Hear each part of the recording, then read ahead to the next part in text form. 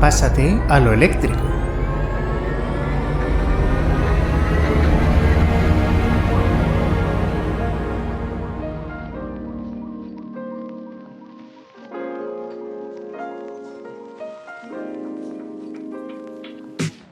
Bienvenidos a Pásate a lo eléctrico, el podcast de divulgación sobre movilidad eléctrica de referencia en España.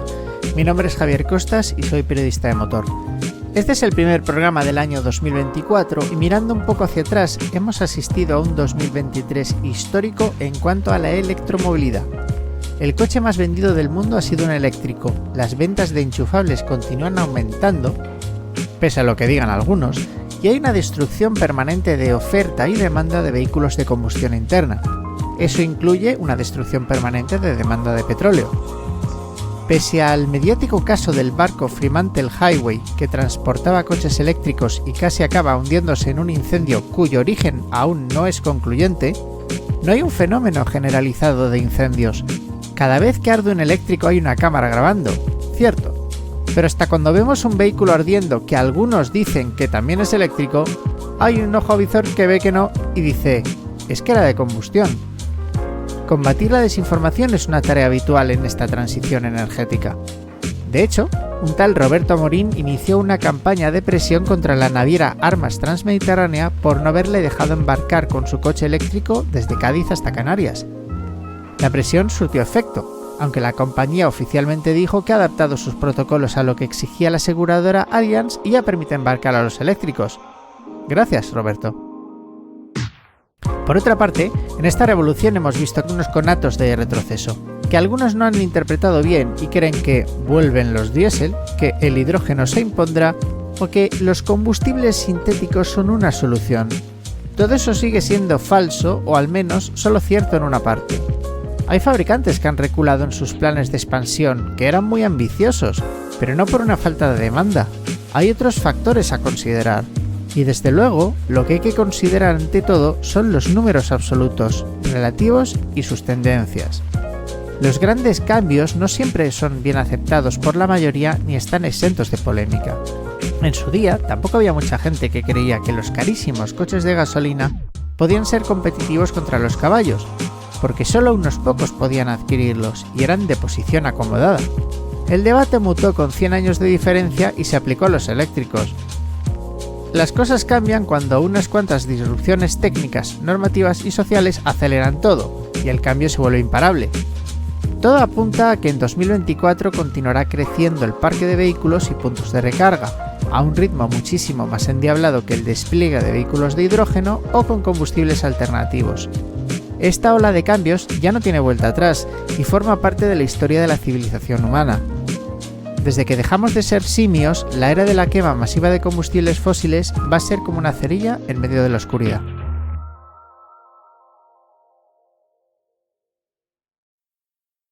Aviso al oyente. Desde la asociación Pásate a lo eléctrico aclaramos que las opiniones expresadas por nuestros invitados y colaboradores son únicamente responsabilidad de cada uno de ellos.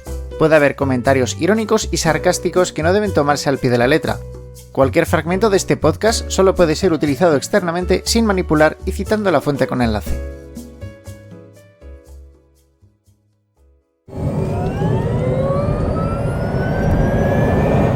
En esta ocasión vamos a hacer un programa un poquito distinto. Queremos hablaros de datos. Aquellas cosas que no son interpretables, aquellas cosas que son o no son. Y en este caso vamos a tener como invitado a un señor que está religiosamente mirando los datos para llegar a las conclusiones correctas. Se llama Luis Valdés y a lo mejor lo conocéis por Energy Transition Fund. Buenas tardes, Luis. Buenas tardes, Javier. Encantado de estar aquí contigo. Me gustaría que nos dijeses brevemente por qué Luis Valdés se dedica de forma sistemática a recuperar estos datos y a presentarlos a la gente sin tener una relación directa con el sector del automóvil. Bueno, pues todo empezó cuando yo mismo me empecé a interesar en un coche eléctrico para mí, para mi uso personal, que empecé a buscar información y no hace mucho tiempo en español y en España había poquísima información, ya no solo de coches eléctricos, de energías renovables en general. Había muy poca gente que se dedicaba a dar información de números y datos. Y entre las páginas que fui encontrando, un día me di cuenta de que daban informaciones contradictorias. Entonces, fui incapaz de saber cuál era la correcta. Así que me puse a investigar y encontré la fuente de los datos, me la bajé, busqué los datos dentro de la base de datos que me interesaban y me los empecé a analizar para mí mismo. Y dije, bueno, pues había abierto mi cuenta de X, entonces dije, entre verlo yo y compartirlo, seguro que a más gente le pasa lo mismo que a mí y le interesa la información. Ese es el origen. Hay una característica que tienes, Luis, que es compartida con muchos periodistas, que es que pones por delante los datos a las opiniones, que los hechos son sagrados y que las opiniones son respetables. Algunos de tus grandes éxitos en Twitter han sido criticar, por ejemplo, ciertos medios de comunicación, por decirlos de alguna forma, que se han dedicado a esparcir informaciones que podemos considerar dudosas, engañosas o directamente falsas. ¿Se puede decir que todo esto te toca las narices? Y incluso con los medios de comunicación con los que he sido más ácido, tengo contacto con algunos periodistas. Pienso que, pienso que la información que ellos dan, como ellos mismos me han explicado, nace del periodismo del motor, que tiene su origen en motor de combustión, por supuesto, y en la maravilla de coches que todos hemos conocido, querido y conducido, y una especie de rechazo a lo que viene ahora como eléctrico. Pero siempre entiendo que detrás de estos periodistas del motor debería de haber, pues, una especie de control, ¿no? Por la marca del periódico, por las proyecciones que tiene más allá de la pura conducción del automóvil, como por ejemplo la influencia en la economía que tiene la transición al motor eléctrico, ¿no? Se pone en boca de algunas marcas cosas que no son verdad y que pueden alterar el curso de las cosas y que pueden alterar la opinión pública, ¿no? Simplemente por tomar partido como si se estuviera informando acerca de un partido de fútbol donde un periódico es más de un equipo que otro. Esto es lo que a mí no me gusta en absoluto. Y a todos los periodistas les ofrezco siempre los mismos datos y con la fuente y con la forma de construirlos y todo para que tengan más números con los que poder emitir juicios objetivos. Más allá de esto están pues, los probadores de coches, que les pueden gustar más o menos y que son encantadores y cuyos artículos y vídeos son muy entretenidos. Pero cuando estamos hablando de un cambio tecnológico que puede hacer estragos en la industria del automóvil, simplemente por basarse en informaciones sesgadas, falsas, o que mueven a la opinión pública en una determinada dirección sin objetividad, esto no me gusta nada y bueno, pues oye, en X lo puedes denunciar, ¿no? Y fue por esto precisamente por lo que puse mi nombre en mi cuenta de X también, porque me parecía un poco cobarde hacer este tipo de acusaciones sin decir quién eres, ¿no? Entonces, para que la gente también pueda decir quién eres tú para decir esto, ¿no? Me parece que contra ese tipo de información sesgada lo mejor que se puede hacer es dar la cara y decir, oye, con estos datos esto que estás diciendo no es correcto. Para aquellas personas que no te conocen, les tengo que decir que tú, aunque no eres periodista del motor, te preocupas de conseguir los datos y de dónde los sacas. Luis, tú estás sacando los datos directamente de la Dirección General de Tráfico, que tiene un registro diario de todos los vehículos que se matriculan en España cada día. Esos Ujú. datos tú los procesas, los tamizas, los organizas un poco porque vienen en un archivo de texto plano, que es una pesadilla para cualquier periodista de datos, y acabas consiguiendo gráficas, porcentajes y números. Por lo tanto, todo aquel oyente que esté dudando de la procedencia de los datos de Luis, ya le digo yo personalmente que he sacado los datos de exactamente el mismo sitio que él, sé cómo lo hace y no hay ni trampa ni cartón. Eso sí, Luis sabe, al igual que yo, que esos datos, una vez procesados, pueden tener unas mínimas diferencias con los datos que publican las patronales del automóvil como ANFAC, GANBAN o Faconauto, por la metodología con la que se extraen esos datos y que hay veces que algún dato se puede perder por el camino, pero ninguna de las partes está manipulando. ¿Lo he dicho bien?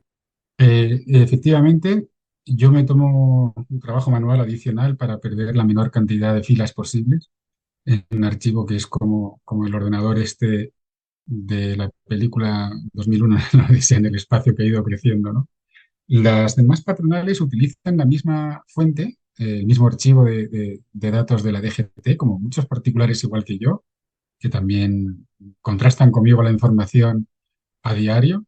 Y siempre ha sido respetable el número que ha dado todo el mundo, excepto en un incidente que hubo entre septiembre y octubre de 2023, donde se estropeó el sistema de matriculación de la DGT y yo me imagino que es por los acuerdos que tienen marcas y concesionarios para bonificar las ventas, que se paralizó la publicación de todos los datos y se movieron datos de como si hubieras nacido en enero y te hubieran puesto en diciembre a la fuerza, ¿no? Una cosa así, de bastantes cientos y miles de datos que esos quedaron mal archivados para siempre en los archivos de ANFAC, y estos archivos de ANFAC son de los que se nutre ACEA, que es el organismo europeo que aúna a los fabricantes de los países de Europa. Así que bueno, ahí hay algunas diferencias por razones puramente comerciales, entiendo, no con mala intención, que pueden haber distorsionado un poco la información. Pero sí, el origen de los datos es el mismo. Unos lo extraen con más calidad que otros, pero el origen es el mismo y las diferencias no deberían de ser nunca relevantes. Dicho lo cual, vamos a utilizar este programa y los datos que tenemos los dos a disposición, tanto del mercado español como del mercado europeo y de otros países que son de interés, para dar la contraria a esas narrativas escacharradas que están sugiriendo. Por un lado, que las ventas de eléctricos están disminuyendo. Eso no está pasando. Por otro lado, que el hidrógeno es una alternativa viable a corto o medio plazo, siempre hablando de los datos. Y por otro lado, confrontar otra fantasía que está empezando a surgir de que los combustibles renovables van a poder ser una alternativa a la electrificación. Si te parece, Luis, empezamos por el mercado español, que hoy mismo, que es 1 de febrero, ha sacado los datos de enero de 2024. ¿Qué podemos destacar brevemente de los datos del mes pasado? Quedó muy bien que se superara en un 5% el número de coches eléctricos de 2023, porque decir que disminuyen hubiera sido una bomba que los que no le tienen tanto cariño al coche eléctrico como nosotros, ¿no? Están esperando siempre las malas noticias para amplificarlas, ¿no? Pero es un mal resultado el de enero. Es un mal resultado que además me he leído ya los comunicados oficiales de las patronales y en ningún sitio entran al detalle. Es un mes muy curioso, es un mes en el que hay unas marcas que han explosionado, como Tesla, por ejemplo, pero no solo. BYD aparece desde la nada porque empezaron a mediados del año pasado a vender en España, y ya están en el grupo de cabeza. Tenemos a Mercedes y BMW que se están disparando también y que son muy consistentes con la estrategia que están anunciando a sus accionistas en Alemania. Eh, y tenemos un Volvo que también está siendo muy consecuente con la estrategia que anunciaron de electrificación rápida. Y por cierto, ellos han salido de ACEA en Europa porque no estaban de acuerdo con digamos, con la filosofía del lobby que estaban intentando frente a la Unión Europea para retrasar cualquier medida de forzar la electrificación. Salieron de ahí. Estas marcas están empujando muy fuerte y creciendo muy fuerte. Y sin embargo, las marcas generalistas, entendiendo por generalistas no las que están de toda la vida ahí, sino las que siempre han producido en volumen, las tradicionales Volkswagen, Renault, Peugeot, Citroën, etcétera, estas están dando un batacazo tremendo en España, no tanto en Portugal, por ejemplo, que acabo de ver los números también, pero lo de España es tan grande el batacazo que borra prácticamente todo el crecimiento de Tesla, todo el crecimiento de BYD, Mercedes, BMW, Volvo, etcétera.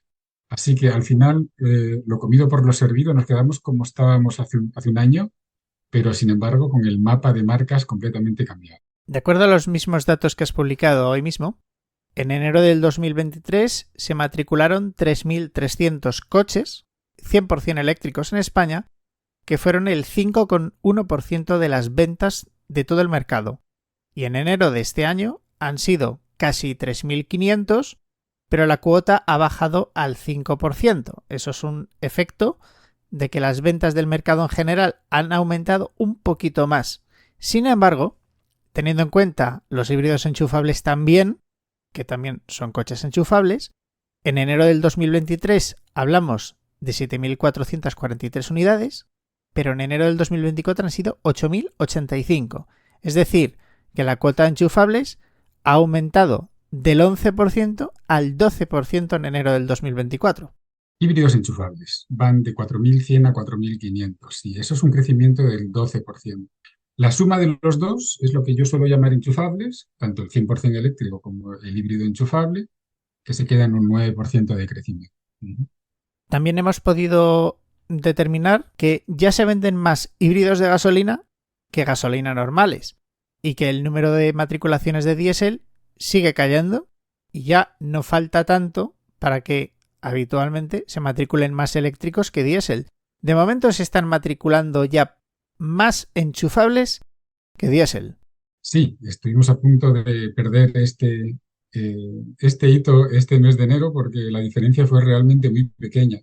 Eh, pero yo creo que se debe a que enero es un mes muy especial, que siempre sigue a unos cierres de año muy alterados por las necesidades de las marcas de alcanzar ciertos objetivos de emisiones. Entonces pienso que en febrero la diferencia entre enchufables y diésel debería de ser más holgada que en enero. Este sorpaso ya se produjo en octubre del año pasado y yo creo que ya es para siempre. Ahora el siguiente paso será que los eléctricos puros superen al diésel por acción de ambos, ¿no? Porque bajen los diésel y suban los eléctricos. En cuanto a los coches híbridos que hayan superado a los coches de gasolina, esto sí que es muy novedoso y ha sido un salto muy grande, muy repentino. No ha sido un salto que haya ido poco a poco. Se ha producido así de repente. No tengo ni idea de cuál es la causa que subyace. Si es verdad que Toyota ha pegado un empujón muy fuerte como marca en el mes de enero y que muchas de sus ventas son de híbrido, mientras que otras marcas han caído con respecto a enero del año pasado. Esto puede tener algo que ver.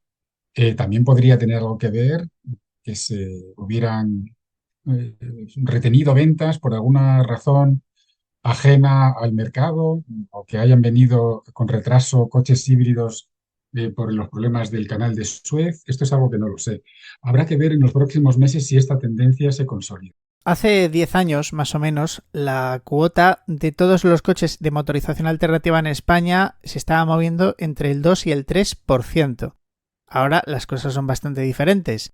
Ahora hay un montón de fabricantes que ofrecen híbridos, aunque muchos de ellos sean semi-híbridos. Luego, por otro lado, tenemos que una marca que ha apostado anticipadamente por esta tecnología, que es Toyota, prácticamente no vende nada con un motor de gasolina normal y corriente.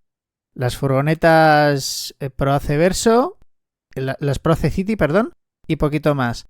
Y por otro lado tenemos que las motorizaciones de gasolina normales, como emiten más CO2 que sus equivalentes híbridas, se están vendiendo menos porque a los fabricantes les interesa bajar constantemente ese volumen de emisiones. Con lo cual no es de extrañar, al calor de los datos, que los híbridos estén aumentando. Y luego tenemos que añadir algún factor que otro como más psicológico, ¿verdad? Por ejemplo, en Madrid hay muchos compradores que tienen la neura de que si no tienen una etiqueta eco, de buenas a primeras les van a poner pegas para circular, porque los coches que se venden de gasolina y diésel hoy día tienen la misma pegatina que un coche de gasolina vendido en 2006 y que un diésel vendido en el año 2014 en adelante. ¿Tú crees que hay una neura? ¿Consideras que mi análisis es acertado en ese sentido? Entramos en el terreno de la especulación y aquí seguramente tú tienes más conocimiento que yo para poder aportar hipótesis, ¿no? Yo pienso que es verdad que hay una estrategia, esto sí que es verdad, en las marcas de vender los coches que más beneficio les dejan y estos son los coches de alta gama. Los coches de alta gama que están queriendo promocionar todo lo posible pues tienen unas emisiones que les penalizan en el total que necesitan alcanzar a fin de año. Y sí es confirmado, está confirmado por las marcas que utilizan hibridaciones en otros modelos de gran volumen, favoreciendo esto para obtener al final una mezcla en sus ventas que les dé la mayor rentabilidad posible. Es decir, que hayan podido vender los coches de más alta gama posible, de mayores emisiones posibles, pero con los que tienen los mayores beneficios, y esto los van compensando con una serie de modelos en los que eliminan versiones no hibridadas, por ejemplo, pero que se garantizan ciertos volúmenes que les permiten a ellos obtener al final un mix más elevado que les mejore su rentabilidad lo más posible. Esto es un elemento importante a la hora de la oferta. ¿De qué me ofrecen las marcas? ¿Por qué me retiran un motor o por qué me retrasan la venta de un motor determinado? Ellos juegan siempre, bueno, voy a vender todo lo de bajas emisiones posible, que siga siendo rentable para mí, pero que a la vez me permita aumentar el cupo de los coches que me resultan más rentables de alta cilindrada. Esto lo han confesado algunas marcas que forma parte de su estrategia. Dicho esto, esta estrategia no aplica igual en todos los países. Es decir, pues hay países que tienen una conciencia mucho más eh, implantada acerca de las emisiones y de lo contaminante que puede ser un vehículo u otro, ¿no? Y ahí es donde entramos en una zona muy oscura de pura especulación, y yo especulo mucho con esto, ¿no? Porque cuando encuentro que los datos de España no correlacionan con países de similar estructura, poder adquisitivo, etcétera, pues lo primero que hago es preguntarme por qué, ¿no? Y atender un poco a razones psicosociales, digamos, ¿no? De alguna manera. En cuanto a las ciudades que pueden optar por una etiqueta u otra, no lo tengo tan claro. Sinceramente no lo tengo tan claro. Sí tengo claro que en una ciudad grande, puede ser Madrid o como puede ser Barcelona, hay muchos vehículos de uso exclusivamente urbano. Y si encima tienes dos vehículos en un edificio de los centros de estas grandes ciudades que no tienen garaje y de repente lo puedes aparcar gratis en la calle, eso es una opción muy habitual. De hecho, todos estos coches urbanos por excelencia, como los Smart Fortwo o como Fiat 600, etcétera, que no son de flotas de car sharing, los encuentras siempre en los centros de las grandes ciudades, ¿no? Si tú me preguntas, podrían servir para un entorno rural perfectamente igual, pero bueno, la gente lo tiene en su cabeza como un coche que tú puedes aparcar, a lo mejor te ahorras el parking, no de donde vas a trabajar, sino de donde tú vives, y lo tienes allí como segundo coche porque el ayuntamiento te da a lo mejor una plaza azul solo. Bueno, pues estos podrían ser argumentos a favor de este tipo de coches con etiqueta cero, no con etiqueta eco. La etiqueta eco de por sí, Javier, estamos hablando aquí a nivel puramente especulativo, ¿eh? La etiqueta eco, que yo pienso que aporta poco a la descarbonización, pero es muy indicadora de qué sentimiento hay en la sociedad en cuanto a concienciación de que hay que conducir más limpio. Es decir, no es un coche barato, es decir, no puedes decir que la gente compra híbridos por el precio, porque no creo que sea así, no creo que sean los coches más baratos ni mucho menos.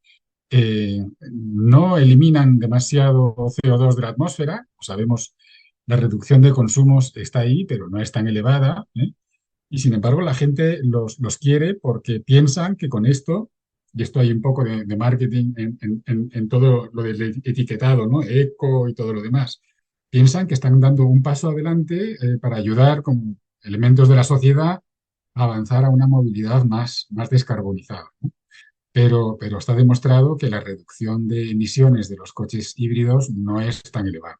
Eso es estrictamente cierto. En el caso de la tecnología híbrida no enchufable, tenemos una reducción de consumo que se puede ligar directamente a la energía que recupera el vehículo en las deceleraciones y en las frenadas, con lo cual se deja de desperdiciar, pero bueno, esa energía, en último término, ha acabado saliendo del depósito de gasolina. Si combinamos las ventas del año 2023 en España de los híbridos no enchufables y de los coches de gas, que existen, pero cada vez se venden menos, estamos hablando de casi 330.000 coches, o una cuota de mercado que no llega al 30%, pero ya es 10 veces más que hace 10 años. Pero el kit de la cuestión es conseguir la etiqueta cero, es la más codiciada, es la que permite aparcar gratis, es la que permite en algunas ciudades colarse por el carril de prioridad, el busbao, y tiene otra serie de beneficios.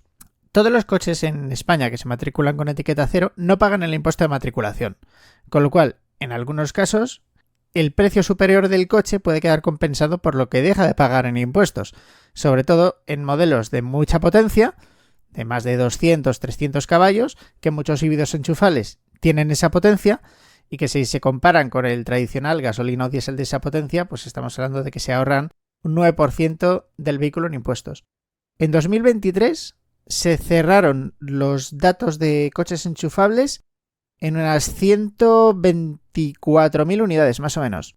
Fueron a partes iguales, casi, 62.843 100% eléctricos, de acuerdo a ANFAC, y 62.838 híbridos enchufables.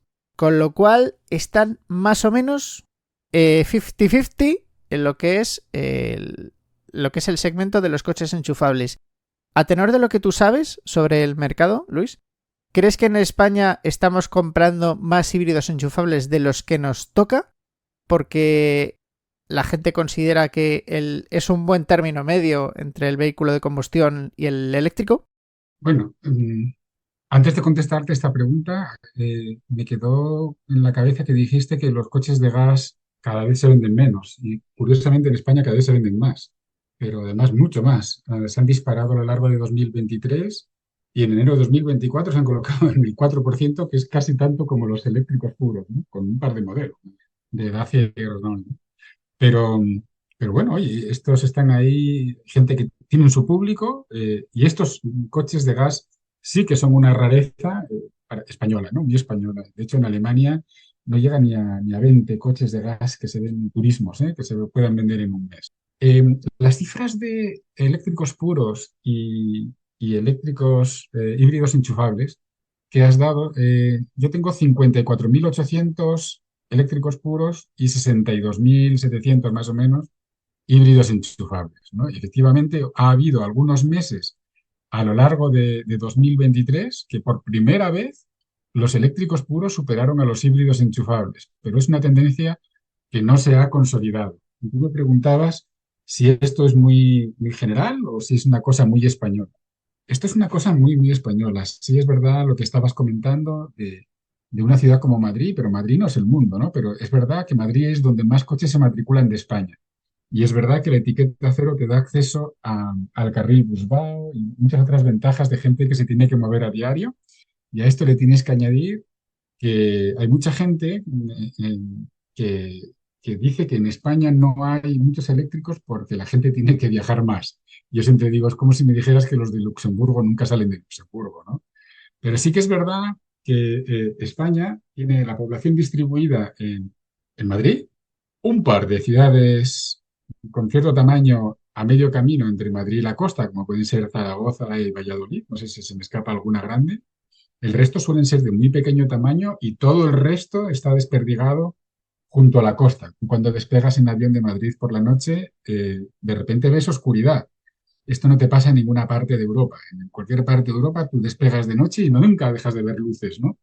Y aquí es verdad que hay muchísima gente, que hay mucha gente que sale permanentemente de viaje a su lugar de origen, que suele estar bastante lejos, ¿no? Y esta gente, pues, no se atreven todavía a optar por un eléctrico puro porque tienen el miedo famoso de la autonomía que pueda tener, ¿no? Pues alguien que tenga que viajar con muchísima frecuencia a una ciudad de la costa, pues le va a parecer que a lo mejor no le ha llegado el momento todavía. Es un miedo irracional, porque yo que soy asturiano también viajo a Asturias permanentemente y no tengo ningún problema. Y como yo, hay mucha otra gente que pone sus experiencias siempre en redes sociales como YouTube o X, contando sus experiencias de viaje largo y se puede viajar perfectamente. Esto de que no se puede viajar con un coche eléctrico, esto ya no es así. Hay dos tipos de coche eléctrico, puramente urbano, coche eléctrico como pues, de Niro para arriba, los Tesla o los BMW, etcétera, que sí se puede viajar perfectamente. ¿Que tienes que planificar las paradas? Sí, pues las tienes que planificar y a veces ni eso, ¿no? Porque si haces siempre la misma ruta, pues ya sabes dónde están los puntos de carga.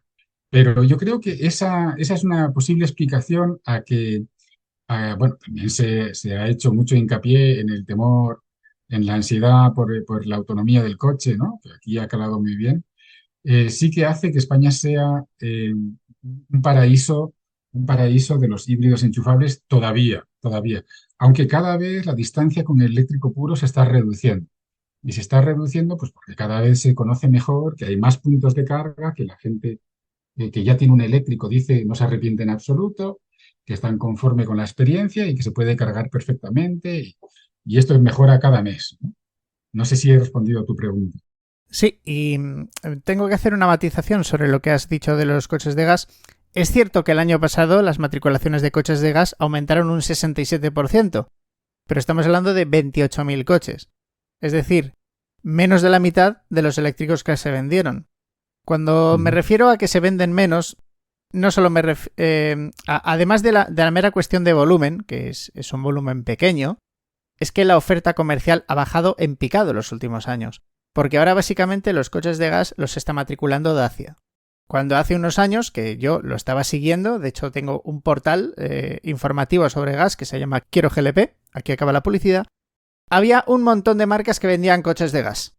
Vendían coches de gas Opel, Fiat, Dacia, Sanyong, Subaru. Había un montón de marcas que vendían coches transformados de fábrica con garantía de fábrica que funcionaban con GLP. Es más, el grupo Volkswagen estaba vendiendo coches de gas natural comprimido, que prácticamente solo lo hacían ellos, y esos coches ganaban en autonomía a cualquier diésel, porque como tenían dos depósitos, bueno, lo siguen teniendo. Gastas el depósito de gas después de haber hecho 400, 800 kilómetros y luego tienes el depósito de gasolina también. Así que, para todas aquellas personas que no sepan lo que es bajar del coche para orinar, yo les recomiendo que se compren un coche de gas porque tienen autonomías de más de 1000 kilómetros. Ahora bien, a ver quién es el guapo que se chupa más de 1000 kilómetros de una tacada. Alguno hay, pero pocos, pocos. Sí, sí, coincido contigo en esto. De vuelta a los datos de diciembre, los coches eléctricos aumentaron solamente un 72% en todo el año, mientras que los híbridos enchufables aumentaron un 30%. Lo que quiere decir que el dato de las matriculaciones de los eléctricos tiene como inercia, ¿no? Como la goma de un tirachinas. Ahora están prácticamente igualados los híbridos enchufables y los eléctricos, pero a este ritmo, el año que viene este año se van a vender muchos más eléctricos que híbridos enchufables, porque las matemáticas son así y ahí no podemos opinar. Sí, las proyecciones que estamos haciendo muchos para 2024 de eléctricos da un número mucho más elevado que el que podría llegar a alcanzar los híbridos enchufables, aunque mantuvieran ese 30% de crecimiento este año, que lo dudo. Ya no ha empezado así. Pero del lado de la oferta, si volvemos a tener meses como enero, donde más de la mitad de la oferta se estanca, y no se estanca, sino que cae, pues estamos poniendo también aquí en juego el crecimiento de los coches eléctricos. Pero yo soy optimista. Hemos tenido un mal enero, pero yo soy optimista con respecto a lo que viene porque los anuncios que se han hecho de modelos para este año son interminables, ¿no? Y con que solamente uno de cada cuatro de todos los coches así que se anunciaron a bombo y platillo tenga éxito, los números de eléctricos puros de 2024 se tienen que disparar. Volviendo a los datos del mercado español, una cuota de 5 y pico % de eléctricos puros es baja en relación a nuestros socios, vamos, a los países de nuestro entorno, ¿verdad?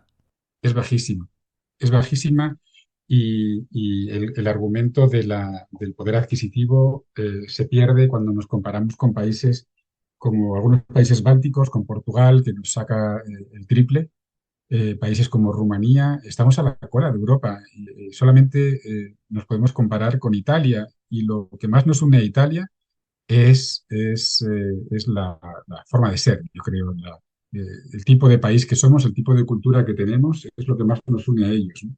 Yo no comparto el argumento económico. Hoy mismo se ha publicado el porcentaje de eléctricos de Turquía.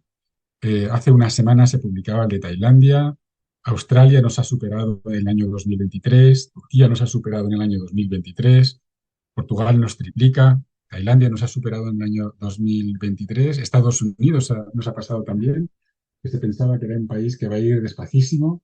No, en España el problema no es de índole de poder adquisitivo de las personas, porque ha sido un año récord en matriculación de coches de lujo, como se publicó esta semana.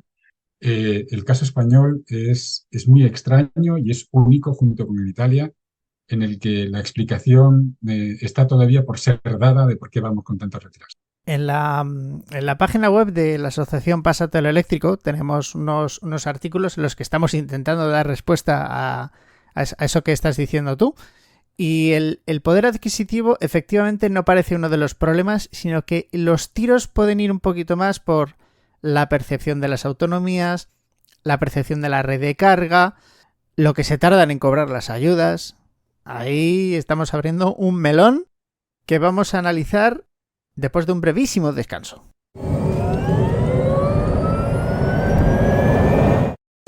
Pásate a lo eléctrico es una asociación sin ánimo de lucro cuyo objetivo es defender y promover la movilidad eléctrica sostenible y las energías renovables. ¿Te está gustando el podcast? No olvides darnos me gusta y suscribirte para no perderte ningún episodio. También puedes colaborar con PayPal y Patreon en pasateloeléctrico.es/colaborar. Ahora, si te parece, Luis, vamos a hablar un poquito de lo que es el mercado europeo. Tengo delante los mismos datos que tienes tú y en 2023, si juntamos los datos de toda la Unión Europea, Suiza, Noruega, el Reino Unido, se matricularon únicamente 2 millones de coches eléctricos, de un total de 12 millones, con lo cual estamos hablando de más del 15% del mercado. Además, estás viendo que la cuota de los coches eléctricos sigue aumentando y que, sin embargo, el mercado normal de coches de gasolina diésel no se ha recuperado desde los niveles de 2019. Ni siquiera 2020. Es decir, el desplome que hubo en coches en 2020, en coches de todo tipo, no se ha superado en 2023 en la parte correspondiente a los motores de combustión. Es decir, la suma de combustión más eléctrico de 2020 es inferior a 2023.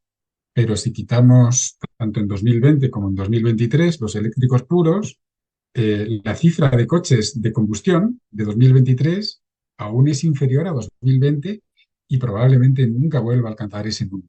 Decididamente el mercado tiene cierta incertidumbre respecto a lo que puede pasar.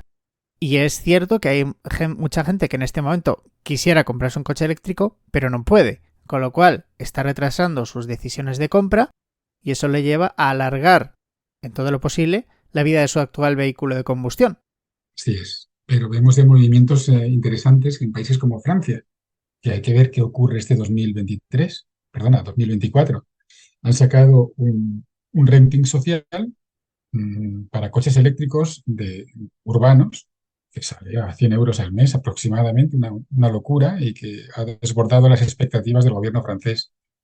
Tenían ya hace un mes más de 100.000 solicitudes. Y para optar a esto tienes que tener una renta bastante baja. Es decir, aparte, por encima de esto, aplica la deducción a coches de más de cierto valor o cuando tu renta supere un umbral determinado, aplican los mismos subsidios que hasta ahora, excluyendo los que provengan de China, ¿no? Pero esto ocurre muy bien en el tiempo en Francia con el desarrollo, la transformación de muchas líneas de producción de Renault y de alguna fábrica de Stellantis. Está todo muy bien coordinado, ¿no? Esto sucede en Francia. A la vez entran en el mercado modelos de menor coste que hasta ahora. Hasta ahora el más barato venía a ser el Dacia Spring. Sí, creo que no había ningún modelo más económico. Pero ahora están entrando otros modelos como el Citroën C3 que ha adelantado la producción porque la demanda de este vehículo sobrepasa todo lo que se habían imaginado. Y vienen el Renault 5 también este año y están hablando de un precio antes de subvenciones en el entorno de los 25.000. Aparte, podría venir en cualquier momento algún modelo de China más económico, ¿no? Estamos entrando en plena guerra de precios y esta guerra de precios de momento se libra por la parte media y alta de la tabla, sobre todo por la parte media, pero en cualquier momento podemos tener una interesante guerra de precios en la parte baja de la tabla también. Es decir, sí, hay mucha gente que todavía no puede optar a un coche eléctrico, pero las políticas son activas, dinámicas, ¿no? Tienen vida propia y pueden cambiar esto en cualquier momento. Estoy seguro de que en este momento alguien que te acaba de escuchar piensa, ya, pero con esos coches que van a empezar a ser más accesibles no se puede viajar. Y a esas personas les quiero comentar muy brevísimamente una anécdota que acabo de tener. El otro día me tuve que ir a Zaragoza desde Madrid con un coche de esos que no sirve para viajar, que hace 200 kilómetros en autopista o ni eso. Tuve que hacer una parada de 20 minutos a mitad de trayecto y llegué con un 30% de carga. Es decir, que podía haber hecho una parada incluso de 15 minutos. Así que, dejado ese inciso, hay que ir quitando a Mm. la gente el miedo a los utilitarios. Porque ya no estamos hablando de hace unos años en los que un Smart o un Nissan Leaf o un Zoe hacían con suerte 100 o 150 kilómetros y eran coches fuertemente urbanos. Ya, pero es que la tecnología está cambiando. Y como tú estás diciendo, coches como el C3 o el Renault 5, que se van a empezar a producir en volúmenes ya bastante razonables, son coches que permiten hacer una vida prácticamente normal, si se me permite decirlo. Yo soy de la misma opinión que tú, pero también hay que respetar las opiniones de los demás, ¿no? O sea, si queremos ser optimistas frente al que no piensa como nosotros, no podemos ir, venga, que sí, que lo que pasa es que no, ¿no? Poco a poco ellos tienen que ir observando a su alrededor otras personas que han tomado la decisión y que les comentan de la mejor manera posible su propia experiencia, ¿no? Yo creo más en esto.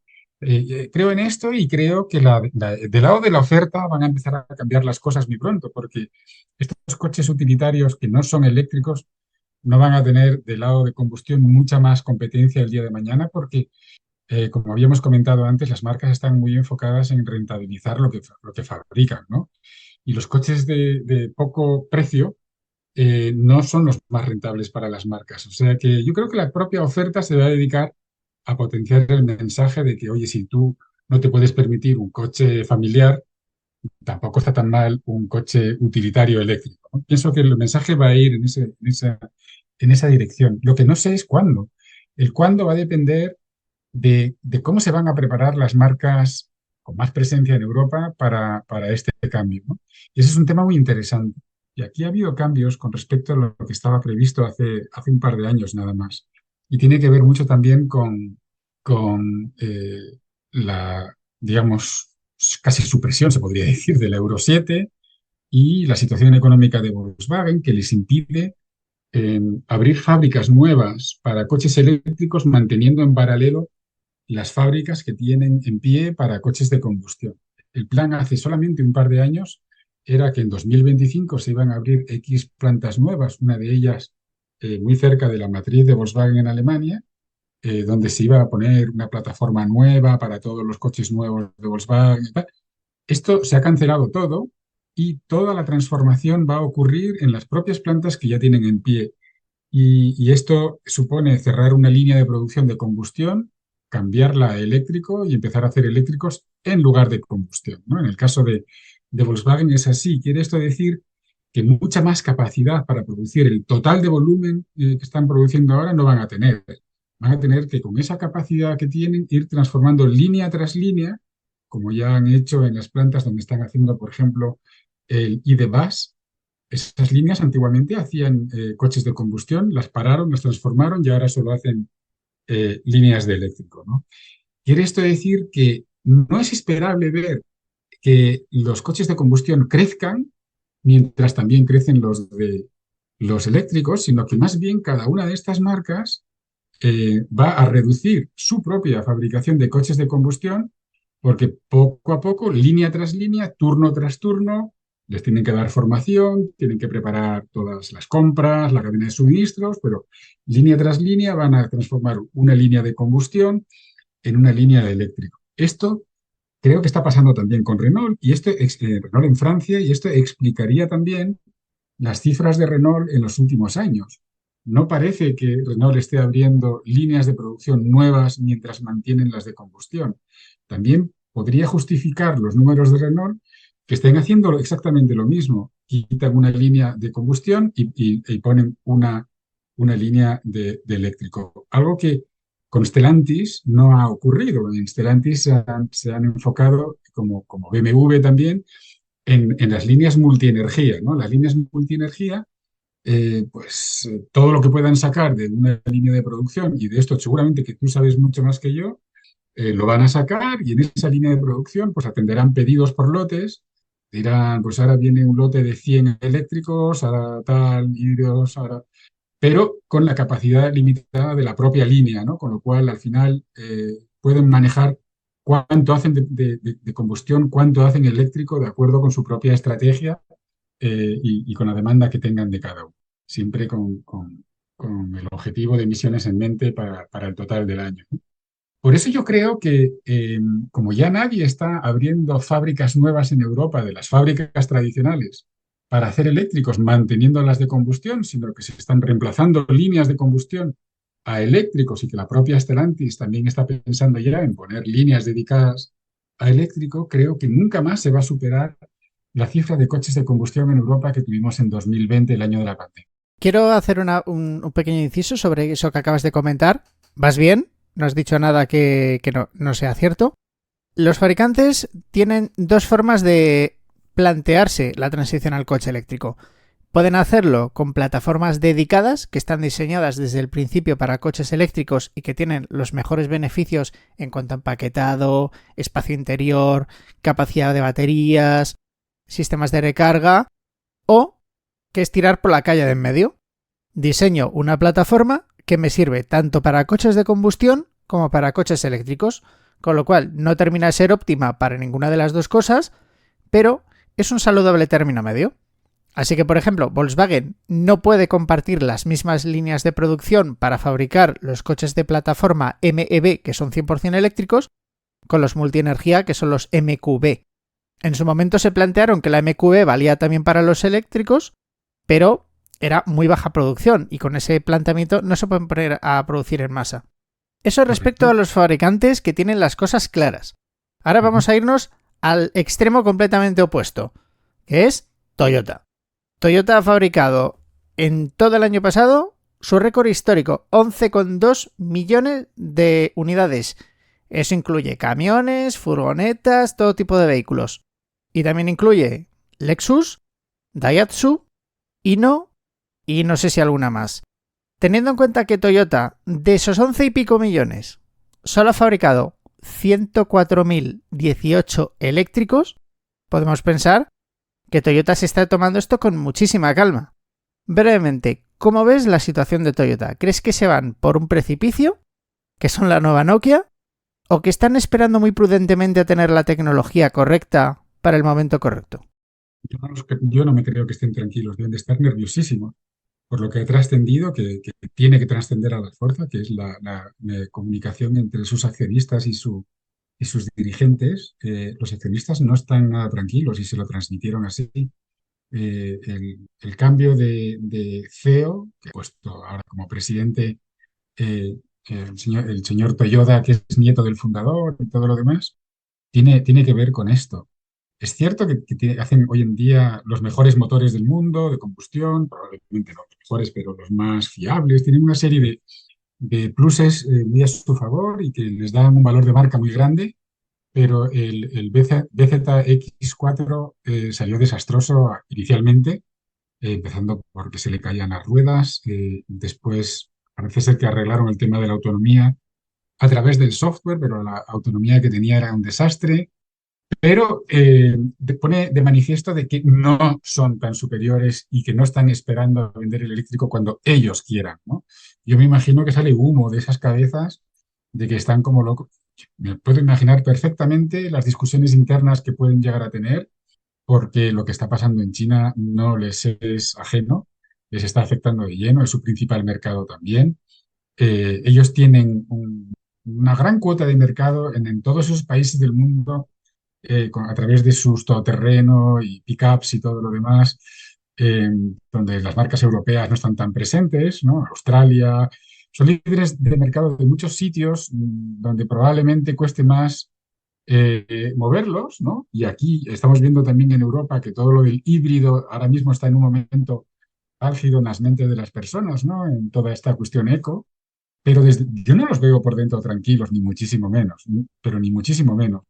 Y la situación financiera de ellos, aunque mucha gente dice que no es comparable a otras empresas porque parte de la deuda la tienen en el coche, etcétera, que es pagable con activos y todo lo demás, ellos tienen que afrontar una transición con muchísima inversión, con muchísimo dinero y con un pasivo tan elevado como el que tienen, que es la empresa más endeudada del mundo.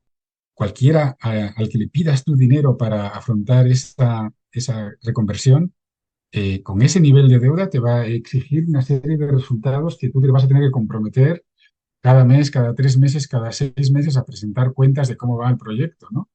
Y, y dicen muchas veces que es un castillo demasiado grande para que se caiga, pero otros castillos cayeron antes. Y entonces, ¿en dónde va a estar la clave? La clave va a estar en la capacidad que pueda tener Toyota para utilizar los ingenieros que tienen hoy en día y decirle, no me desarrolles ningún motor más, vamos a vivir unos cuantos años más con lo que tenemos, pero necesitamos ser también el top fabricante mundial de coches eléctricos porque hasta ahora no lo hemos sabido hacer, ¿no? De hecho, están haciendo el BZ3, se lo está haciendo BYD, en fin, ellos no son a nivel de ingeniería punteros en cuestiones de coches eléctricos. Y hay una entrevista que yo siempre recomiendo de Jim Farley, el CEO de Ford, que explica cuál es la dificultad para una empresa tradicional para convertirse a eléctrico, ¿no? Y tiene todo que ver con que en un coche tradicional el centro es el motor, el que mejores motores hace va a liderar, el resto se dedica a externalizarlo y a ensamblar, ¿no? Y tú das las indicaciones a todos aquellos proveedores ¿no? que tienen una parte en el proceso productivo. En el coche eléctrico, el motor no es el centro del coche, es un elemento más. Prácticamente el centro del coche es el ordenador. Y el ordenador tiene que manejar todo el coche, todos los componentes del coche, ¿no? ¿Qué ocurre en un fabricante tradicional? En un fabricante tradicional, si tú tienes el software que va a regir el coche y que va a ser el que haga de él un buen coche o un mal coche, para ti poder integrar en ese nuevo corazón que deja de ser el motor y pasa a ser un ordenador, cada uno de los miles de componentes y funcionalidades que hoy en día tienes externalizado, eso es una pesadilla, dice él, ¿no? Y lo dice el CEO de Ford, que tiene muchísima experiencia, que también creo que trabajó en Toyota, que tiene mucho conocimiento de cuál es la fortaleza y cuáles son las debilidades de un fabricante tradicional. Y Toyota, si me preguntas mi opinión, por lo grande que es, ese problema es mayor aún. Y no lo va a tener más fácil por ser ellos un gran fabricante. Yo creo que el problema que tienen, justo por el tamaño que tienen, es mayor que el que pudiera tener un Renault con el tamaño que tiene, ¿no? Un Renault sería capaz mucho más fácilmente de cambiar la forma de producir coches que combustión a coche eléctrico y verticalizar partes de la fabricación o integrar empresas externas mucho más fácilmente.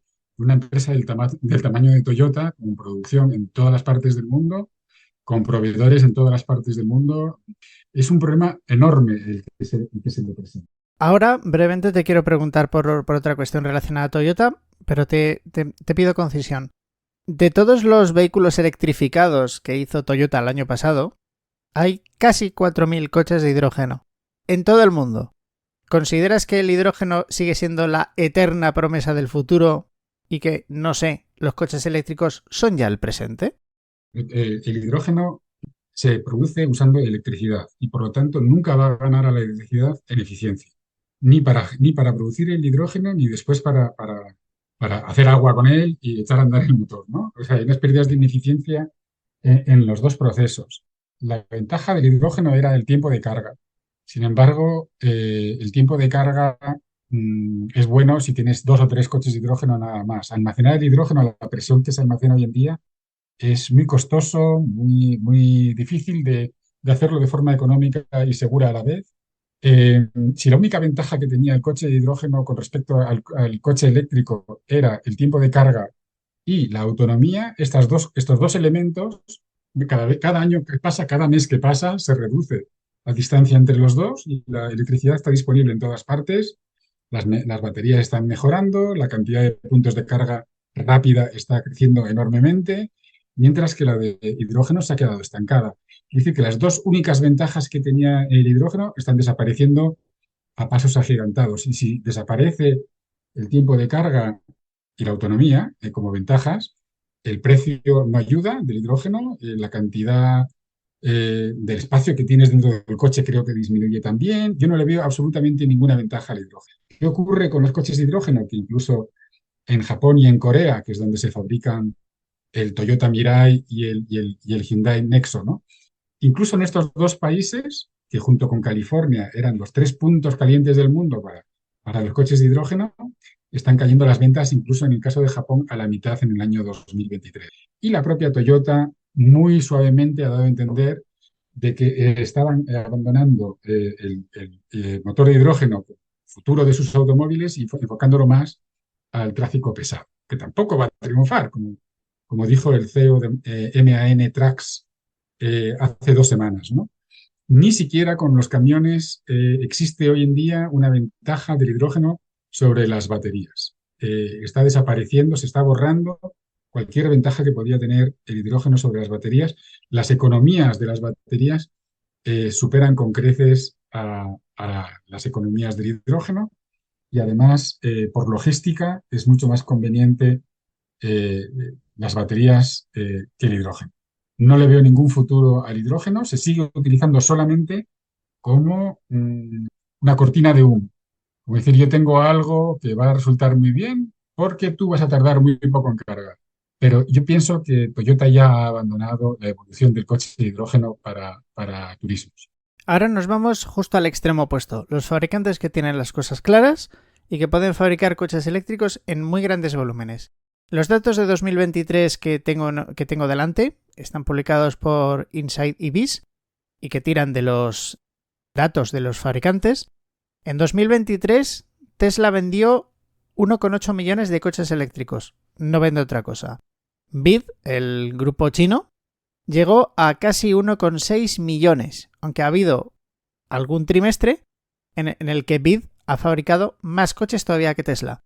Y luego, en tercer lugar, tenemos a Volkswagen, que las cosas no les van francamente bien, pero ojo, que han llegado casi a 780.000 unidades. Si esos fabricantes pueden, significa que esas ventas se las está perdiendo Toyota y se las están perdiendo otros fabricantes. ¿Cómo ves ahora mismo la posición de BYD? ¿Crees que BYD va a acabar pasando por encima de Tesla porque tiene más gama? ¿Porque es capaz de producir más? ¿O crees que van a estar, digamos, empatados? En el año 2024, BYD va a adelantar a Tesla. Esto yo creo que no lo duda nadie.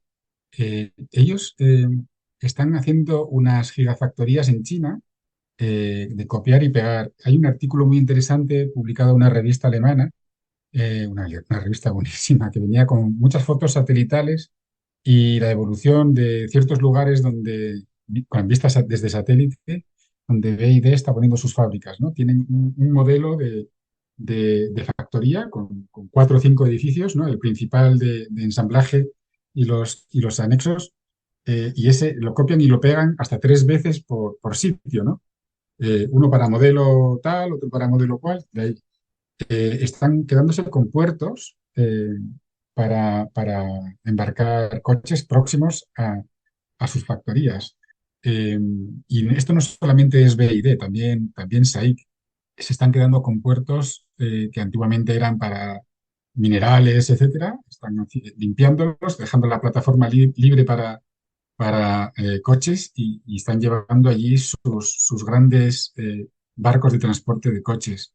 Estas fábricas de BYD están en plena construcción ahora mismo, si es verdad que terminan de hacer una, empiezan a poner líneas, sacan un modelo, de repente el mes siguiente tienen 10.000 más de ese modelo. Y así mes tras mes, tras mes, tras mes. Y el fundador de BYD dijo hace unos 14 años o 15 años que en el año 2025 BYD iba a ser el principal fabricante del mundo. El año 2023 hizo más de 3 millones de coches, ¿no? Esos que nombraste tú son los eléctricos puros, a los que habría que sumar los híbridos enchufables, más de 3 millones de coches que le han quitado, efectivamente, como dices tú, especialmente en China, porque es donde ellos tienen el 95% de sus ventas. Todos esos 3 millones de coches se los han quitado a Toyota, a Nissan, a Honda y a Volkswagen, principalmente las japonesas y Volkswagen, que son a las que esos coches en los segmentos en los que compiten, directamente. Y esto no ha hecho nada más que empezar. Lo interesante es que BYD ha encargado adicionalmente a los barcos que hay ya disponibles de muchas navieras para transporte de coches. Ellos han encargado su propia flota y ya les han entregado el primero de 8 con capacidad para 7.000 coches. Este barco lleva con el AIS apagado desde el día 22 de enero está viniendo a algún punto de Europa que estamos aquí tratando de averiguar cuál es, pero como va a pasar por el estrecho de Adén, pues han borrado la señal y hasta que no pase por un puerto seguro no veremos a dónde va, ¿no? Pero va a ser el primero de muchísimos viajes que van a hacer a Europa cargados de coches que en estos 3 primeros meses del año tienen muy mala salida en China. Ellos van a parar sus fábricas de China pues 3 semanas, 2, 3 semanas por el Año Nuevo chino, pero las ventas van a sufrir un bajón enero, febrero y marzo, como hace todos los años por esta época. Ahí van a crear una capacidad adicional para exportar y yo pienso que vamos a ver muchos BIDs llegando a Europa y veremos antes de Semana Santa las primeras ofertas. Esta es mi apuesta personal por lo que veo, me puedo equivocar. Pero también hemos visto a SAIC haciendo exactamente lo mismo. BID porque ya lo ha hecho en 2023, adelantar a Tesla y entonces está en todos los periódicos. Pero SAIC, los dueños de MG, están haciendo exactamente lo mismo. También tienen su gran barco que han borrado la señal, no quieren que se sepa hacia dónde va y que ha cargado en 5 puertos de China y está camino de Europa también con 7.600 coches eléctricos. Bueno, pues estos envíos los veremos cada vez más frecuentemente añadidos a los barcos que tradicionalmente cubren la ruta, los que siempre venían utilizando, los que venía utilizando Tesla y que cada vez utiliza menos a medida que la producción de Berlín crece. Así que sí que espero que BYD adelante a Tesla y no será la única. Alguna marca de SAIC pegará algún subidón también, pero tenemos a Li Auto en China que está subiendo a una velocidad vertiginosa y hoy mismo se han publicado las cifras de Zeekr para enero. Se está disparando, se están disparando varias empresas de China, pero que normalmente enero es un mes que baja la producción. Sin embargo, hay marcas chinas que se están disparando incluso en el mes que más baja, que es enero. Por ejemplo, BYD sí que tuvo su bajón habitual de enero del 40%, ¿no? Pero hay otras que no, que como Meta, por ejemplo, está en torno a los 10.000, a las 10.000 unidades. Y, pues tenemos a ver Aito, ¿sabes? Aito es la marca de coches de Huawei. Lo que pasa es que Huawei no quiere ponerle su nombre a este coche porque ellos quieren vender la tecnología a más marcas. Bueno, pues Aito, que nadie lo conoce, ha pasado de 25.000 ventas en diciembre a 35.000 en enero. Es decir, un 30% más, cuando lo normal es que el mercado baje un 40% en enero con respecto a ello. Es decir, lo que está haciendo BYD es solamente la punta del iceberg o la primera ola del maremoto. Detrás vienen otras olas tan grandes como BYD, casi tan grandes o más grandes que BYD. Eso está por ver. Pero todo esto viene ya. Y BYD sí es verdad que es mucho más grande, por ejemplo, que lo que conocemos de MG el año pasado. Es mucho más grande que MG y por lo tanto lo que ha hecho MG en Europa en el año 2023, si quisiera de repetirlo en 2024, lo repetiría y lo multiplicaría por 2. Tienen toda la capacidad y su capacidad productiva en China, más la capacidad logística de transporte, está creciendo a pasos agigantados. Llegar al primer fabricante mundial en el plazo de 2 años me parece una apuesta como mínimo bastante arriesgada. Todo hay que decirlo, porque tendrían que multiplicar su volumen por más de 3, con prácticamente los mismos modelos. Pero para entender todo esto hay que hacerse una idea de cómo es de grande el mercado chino. ¿Cómo cuántos coches eléctricos se vendieron en China el año pasado? El año pasado se vendieron eléctricos puros más de 5 millones, que híbridos enchufables más de 2,5 millones. Y con esto superaron el 35% de las ventas. Esto queda como un promedio anual, pero para alcanzar este promedio no fue enero igual a diciembre. Ha sido un ascenso vertiginoso a lo largo del año y los 2 últimos meses, noviembre y diciembre, con casi entre 900.000 y 950.000 coches enchufables, superaron el 40% de las ventas. Además, tenemos que tener en cuenta que los fabricantes chinos van a afrontar un proceso de consolidación, porque el gobierno chino ya no les protege de la misma forma. En China ha llegado a haber más de 400 marcas y solamente de coches eléctricos han brotado muchas y algunas ya se han ido a hacer puñetas. Por un lado podemos citar W Motors, que se ha ido a hacer puñetas, vendía decenas de coches al mes. la automovilística apoyada por Evergrande, que ha caído, que se llamaba Hengqi, que ha llegado a vender coches, pero ahora pues va a tener un grupo de clientes nerviosos sobre qué pasa con los recambios cuando esos coches dejan de fabricarse. Hay algunos fabricantes en China que van a desaparecer. Eso es así, no hay tarta para todos. Esto ha ocurrido toda la vida. Pero las que sí se quedan, ojito. Porque además de BYD, tenemos que hablar de MG, el caballo de Troya chino de SAIC. Tenemos que hablar de marcas muy prometedoras. Luego tenemos unas cuantas que son interesantes, pero de momento no son una enorme amenaza. Podría ser el caso de Xpeng, podría ser el caso de NIO, pero que tienen un producto muy prometedor. ¿Cómo ves el papel que pueden tener estas marcas en Europa si no cambian los aranceles, ni hay problemas graves de comercio marítimo como el que tenemos ahora? Es decir, si no cambian sustancialmente las cosas y todo va más o menos como está ocurriendo, ¿cuál crees que va a ser el papel de esos fabricantes en el mercado europeo? Qué difícil pregunta, ¿eh? Estos dos fabricantes se han especializado en el segmento premium.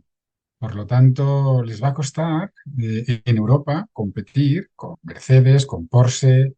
¿Y qué es lo que están ellos haciendo? Bueno, primero ellos tienen que sobrevivir, como tú muy bien dices, ¿no? Pero las cifras de volumen en la propia China de estas marcas son más modestas que las que pueda tener un BYD que tiene productos por debajo de los 10.000 euros, ¿no?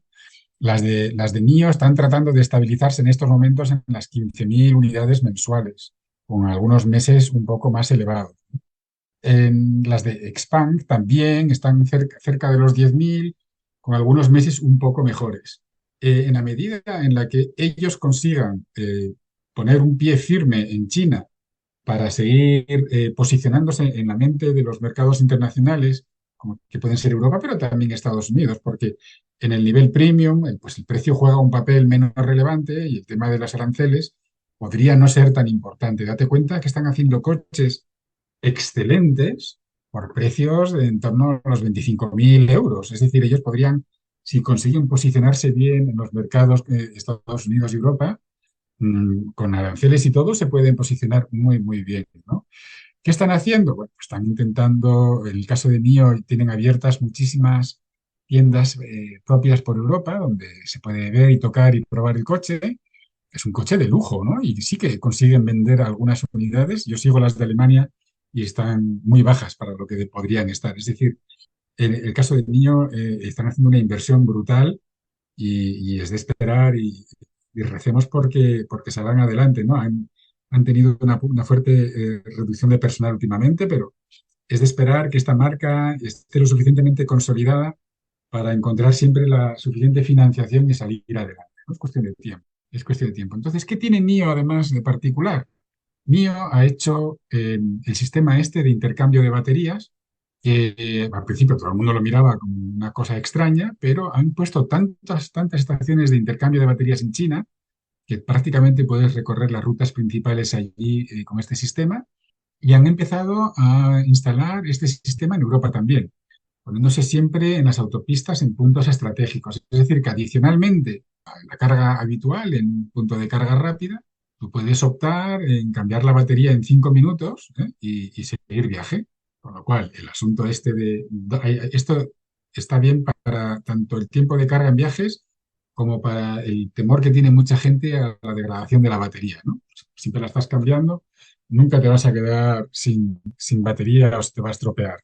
La idea es muy buena, pero eran los únicos que le hacían. Sin embargo, al igual que hizo Tesla en Estados Unidos con su estándar para cargar el coche eléctrico, NIO ha conseguido que en China su modelo estandarizado, ¿no? de baterías y de estación de intercambio de baterías se haga estándar y se está asociando con muchas otras marcas para que adopten ese estándar de baterías intercambiables y se puedan utilizar las mismas estaciones para todas las marcas. Si esto en algún momento le ayuda a NIO a fijarse ya bien con los dos pies en el suelo en China y mientras tanto siguen instalando puntos de intercambio de batería y alguien adoptar aquí su estándar también para Europa, el NIO podría despegar, no este año, no el año que viene, Pero ¿por qué no? A partir de 2026-2027, con una o dos marcas europeas que adoptaran el estándar de intercambio de batería, podría llegar a triunfar dentro del segmento premium.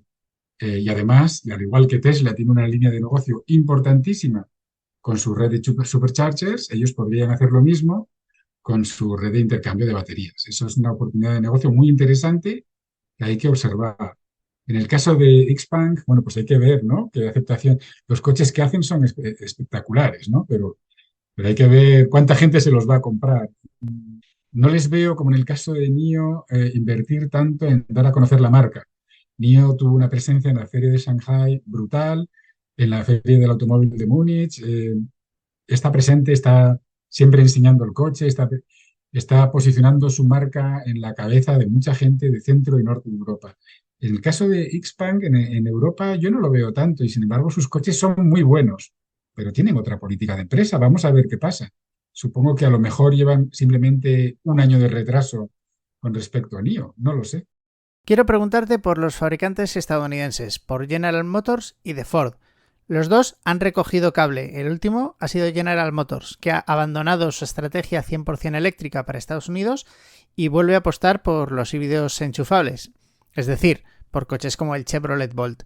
En 1 minuto y medio como máximo, ¿cómo ves tú la situación de Ford y de General Motors?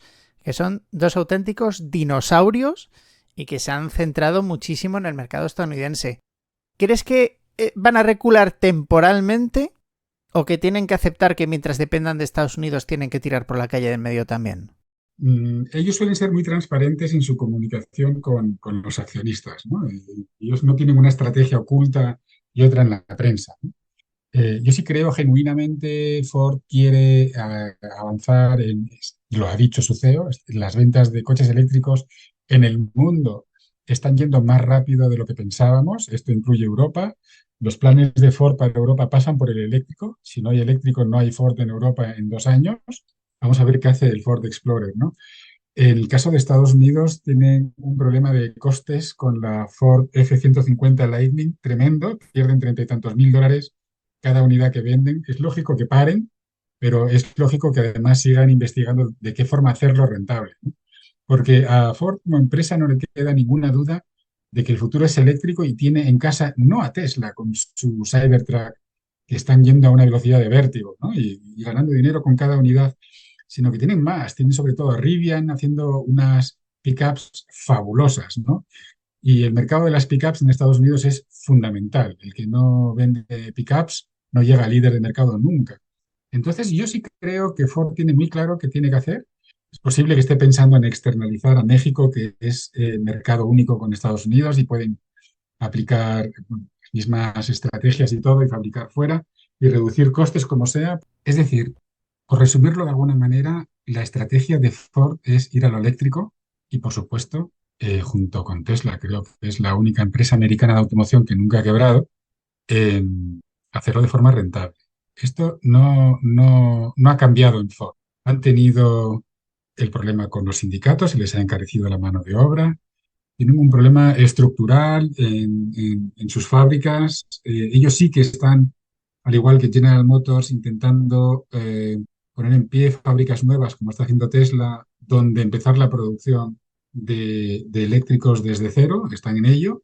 Es posible que hayan hecho ahora una pausa en producción de la F-150 para no arruinarse, pero seguramente es una cuestión temporal porque a Ford no le cabe ninguna duda de que las pickups eléctricas y los coches eléctricos son el futuro, como demuestra cada mes Tesla, ¿no? Y Rivian.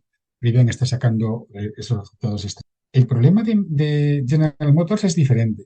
No estoy convencido por lo que veo y por lo que oigo, las entrevistas que dan, que me he oído muchas entrevistas tanto de Jim Farley como de Mary Barra.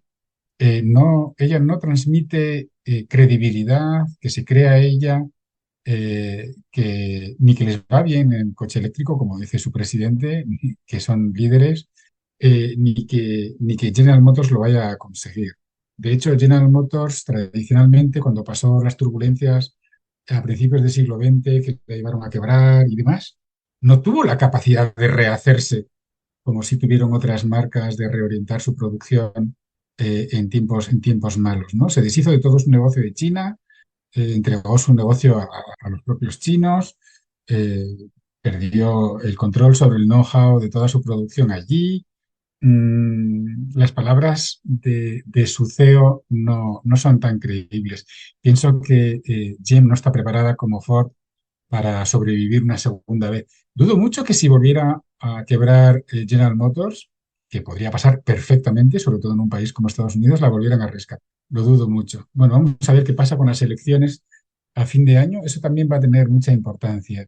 Las fábricas de coches tradicionales tienen muchas esperanzas de que si gana Donald Trump, esta ley IRA, que apoya tanto la electrificación, se ponga en suspenso, pero es posible que una victoria de Donald Trump llegue demasiado tarde para parar. En resumen, Ford y GM quieren ir a lo eléctrico, Ford lo puede conseguir bastante bien, veo que General Motors tiene más dificultad. Efectivamente, el mercado estadounidense queda condicionado por la ley IRA, que significa Ley de Reducción de la Inflación, para el que no lo conozca, y que en materia de coches eléctricos establece una diferencia entre los coches que se fabrican con componentes hechos en Norteamérica o en Estados Unidos mismamente y los que vienen de fuera. Lo que significa que todo el producto que no tiene baterías hechas en Estados Unidos o que no se fabrica en Estados Unidos tiene una desventaja en el sentido de que el gobierno federal no subvenciona su compra, total o parcialmente.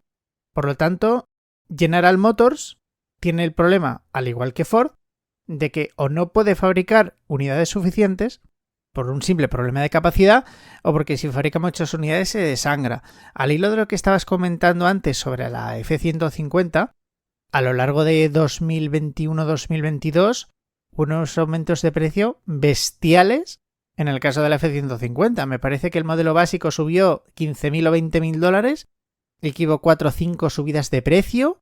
Vamos, una auténtica locura. Y en el caso ¿Te refieres de... a la eléctrica, no? Sí, me refiero a la eléctrica. Y en el caso de Rivian pasó más de lo mismo. Lo mismo. En 2018 anuncian un precio.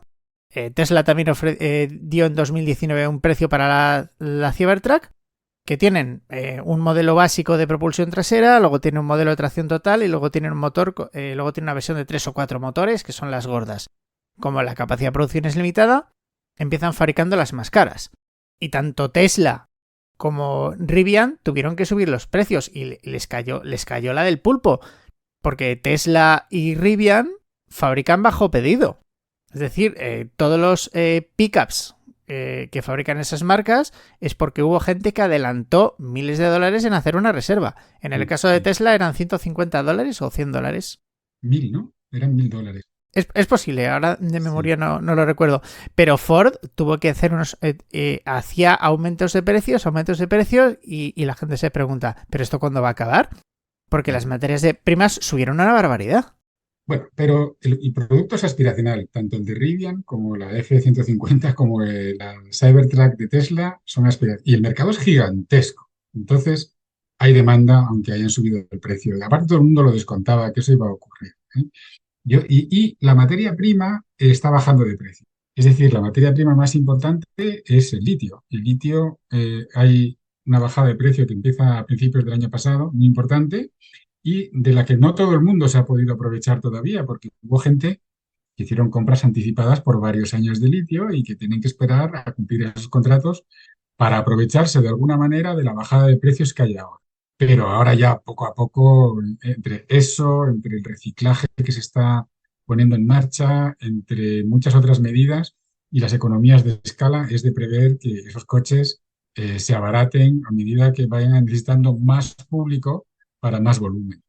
Yo esto no me parece que vaya a ser un problema. Es un mercado gigantesco y les va a dar tiempo a todos a poner el volumen en el mercado a su debido tiempo. No le veo el problema, sinceramente. Pienso que los tres van a triunfar, tanto la F-150, aunque ahora haya reducido la producción, como Rivian, como Cybertruck, veo que van a tener demanda suficiente. Haciendo una especie de resumen de lo que acabas de decir, en Estados Unidos no es tanto un problema de que falta demanda de vehículos eléctricos, ni que se estén acumulando en las campas, más que por otra razón de que los precios son bestiales. De hecho, en YouTube yo he visto varios vídeos de tíos que se patean campas llenas de pickups de terminación media alta, las más caras, que tienen stickers, o sea, los precios en la ventanilla de 80.000, 90.000 y más de 100.000 dólares, que eso para una pickup es una auténtica salvajada. Eso lo puede ver cualquiera. Pero no es un problema de que falte demanda de coches eléctricos.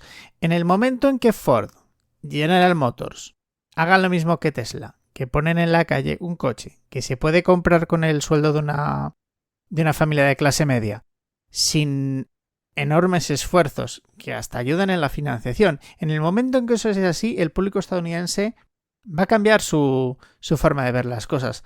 Pero ahora entiendo que tengan una mentalidad un poco más cortoplacista, que sigan apostando, sobre todo en todo lo que no es California, por coches de gasolina y pickups de gasolina, porque las diésel básicamente son modelos más industriales, y que ese mercado se va a ir estabilizando cuando las cosas vayan un poquito más estables, que se puedan fabricar muchas unidades y sin desangrarse. Y ya para terminar, Correcto. Luis, ¿qué nos dices de los países en vías de desarrollo?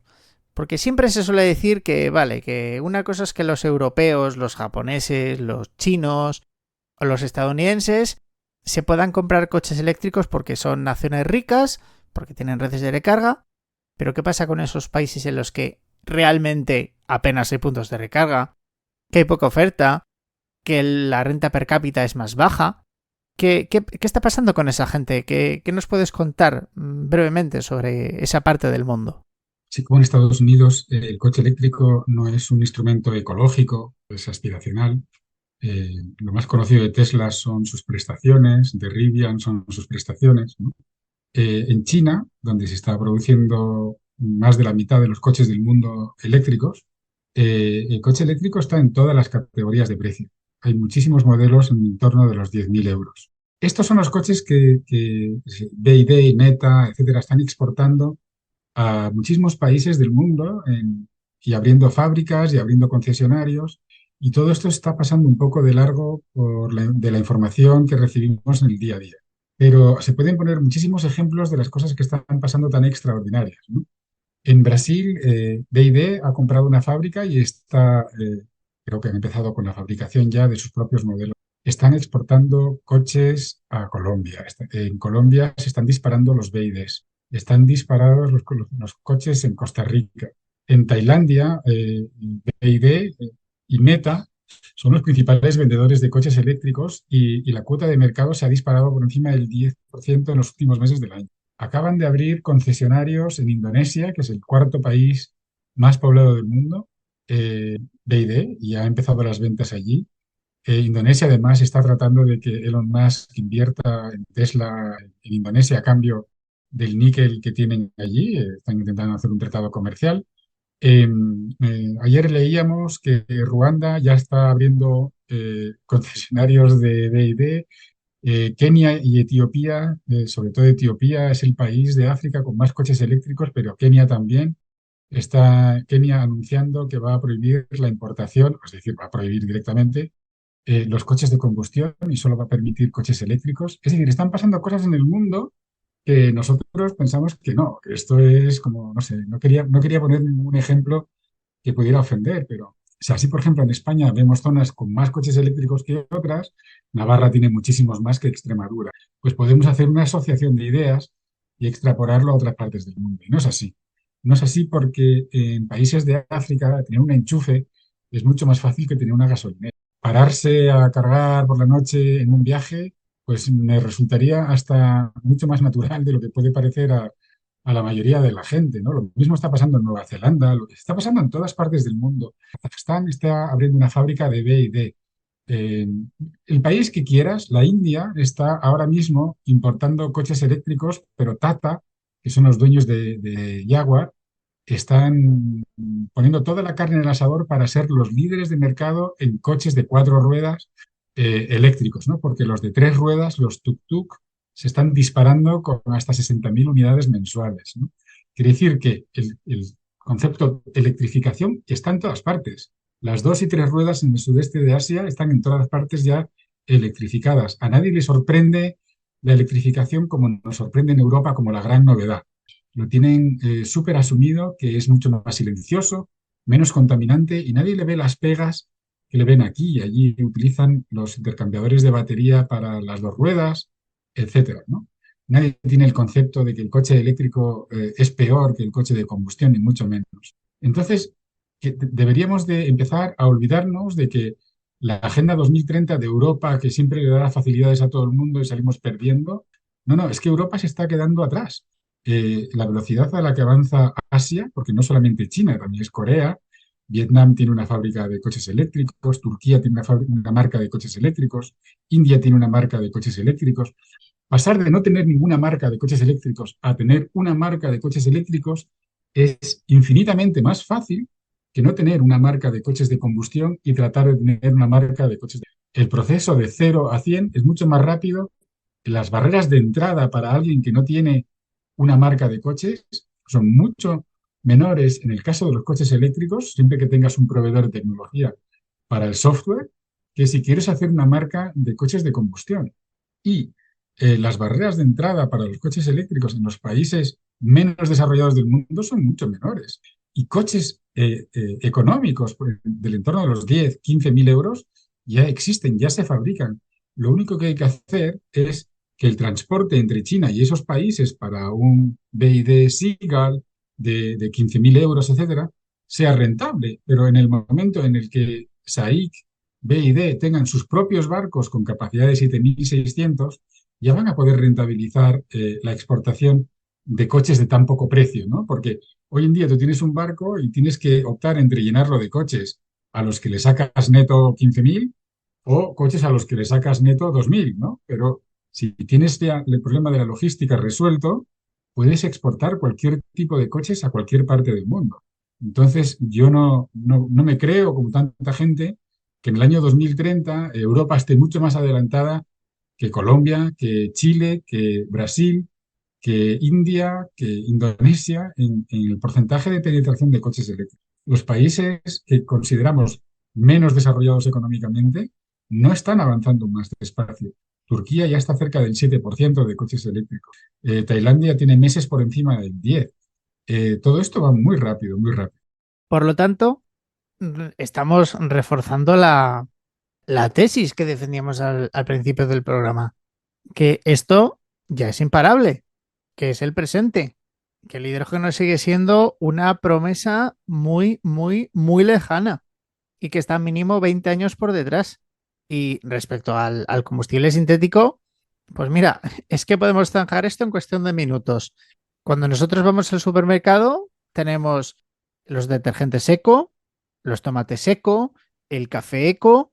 Tenemos un montón de productos que digamos que nos incitan a pagar más porque provocan un efecto menos lesivo o beneficioso en el medio ambiente. Y todos sabemos que el consumidor normalmente va a priorizar un precio más bajo a que ese producto sea una cosa más ecológica. Por lo tanto, si Repsol, que es una de las primeras en hacerlo, nos vende gasolina, entre comillas, ecológica, al mismo precio que la gasolina 98 octanos, pues sí, va a haber gente pues que para sentirse más tranquila o por cualquier otro motivo, a decir, yo esto lo compro porque estoy ayudando al medio ambiente, aunque sea poco, pero le ayudo algo y pago más. Pero la gente normal y corriente, si no le obligan de alguna forma, va a decir, a ver, que todo esto de contaminar menos está muy bien, pero yo no voy a pagar más y sobre todo me puedo acoger al clavo ardiendo de que como los mismos que me dicen que yo contamine menos van en jet privado o llevan una comitiva de 50 coches, pues que reduzcan las emisiones ellos. Así que al final, todo esto que estamos hablando se reduce a una cuestión psicológica. La técnica ya está ahí. Tenemos cada vez más fabricantes, cada vez hay más producción, cada vez hay más ventas. Eso implica que cada vez hay más puntos de recarga, que cada vez es más fácil vivir con un coche eléctrico, incluso, entre comillas, en el tercer mundo, donde cualquier tío en mitad de la nada puede enchufar una placa solar a un coche. Ya sé que es un ejemplo un poquito extremo, pero bueno, van por ahí los tiros. Esto es imparable. Y los datos están ahí. Y tú estás todo el día mirando datos. Así que, en definitiva, amigos, cuando uno habla con una persona que mira datos y que no es un cuñado y que no se inventa las cosas, es todo muchísimo más fácil. porque uno llega antes a las conclusiones correctas. Así que, Luis, aparte de recomendar a la gente que no se trague la primera estupidez que escucha, pues que debería prestar atención a la gente que sabe y cambiar un poquito ciertas ideas desnortadas. Sí, no hay que creer lo primero que se lee, que se escucha. Está muy bien escuchar y leer. La plataforma X es muy buena para ver muchos puntos de vista diferentes, pero siempre hay que buscar el dato. La evolución del dato es más importante que la foto del dato. Y siempre las fuentes, buscar las fuentes que sean sólidas, ¿no? Porque hay mucha información por ahí, no hablo de la prensa que suelen contrastar, pero hay mucha información por ahí que directamente se inventa. Me gustaría decirte una cosa con respecto a los combustibles bio o sintéticos. El modelo de negocio de Repsol lo tiene ya asegurado. Ellos van a continuar haciéndolo porque tiene futuro y tiene demanda. Pero esta demanda que tiene tanto de biocombustible como de sintético es la aviación. Y ahí tiene asegurado el futuro. Lufthansa ha dicho ya el CEO de Lufthansa al CEO de BMW que se deje de historias de biocombustibles, que lo necesitan todo lo que se pueda producir la aviación en la década de 2030. Van a seguir, y esto lo sabe Repsol, esa línea es importantísima para locomoción que no se pueda descarbonizar tan fácilmente. El hecho de que lo estén utilizando en gasolineras con una campaña tan brutal de promoción es marketing puro para tranquilizar la ansiedad de los que tienen un coche de combustión para que no den el paso al eléctrico tan pronto, ¿no? Y decirle, tú no te preocupes, que tú puedes seguir con el coche de combustión, que vas a seguir siendo eco igual. Pero de ninguna de las formas Repsol piensa que el coche eléctrico no se va a imponer y que todas esas ecogasolineras no van a desaparecer. Es una ayuda adicional a su negocio de combustible fósil, pero lo que es la producción de Repsol, el plan de negocio que ellos tienen, la inversión que ellos tienen, ya tiene sus compradores en la década de los 30 y va a ser la aviación. Quería solamente hacerte una puntualización de todo lo que he leído sobre ese tema en meses pasados. Efectivamente, hay sectores que son muy difíciles de descarbonizar, como es el caso de la aviación, porque a corta y media distancia puede tener sentido ponerle baterías a un avión, pero a larga distancia decididamente no. No tenemos la tecnología para que un avión pueda hacer un recorrido muy largo con hélices y con baterías. No tiene mucho sentido. Lo mismo hablando de los barcos.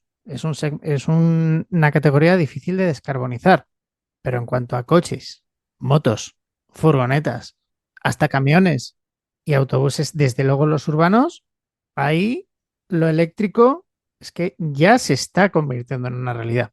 Sí. Pues nada, Luis, te agradezco muchísimo este tiempo que nos has dedicado. Nos ha quedado un programa un poquito más largo de lo normal, varios minutos más, pero ha sido muy interesante y muy enriquecedor y espero que todos los que escuchen este programa vean un poquito más clara la realidad o al menos que les haya despertado un mínimo espíritu crítico para que no se traguen, pues eso, la primera chorrada que leen, los eléctricos están acabados, el futuro es el hidrógeno, ahora podemos recargar gasolina ecológica. Cuando al final quitamos la paja del grano, al final nos queda la verdad. Muchas gracias, Luis.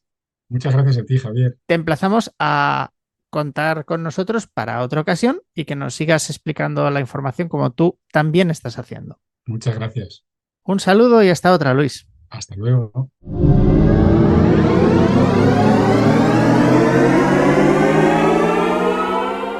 Aquí acaba este podcast de Pásate a lo Eléctrico. Puedes seguirnos en nuestras redes sociales, Pásate a lo Eléctrico en Facebook, Pasa-Eléctrico en Twitter, Pásate a lo Eléctrico en YouTube e Instagram y Pásate Blog en Telegram. Nuestra página web es pasatealoeléctrico.es. Rechaza imitaciones. Hasta la próxima, amigos.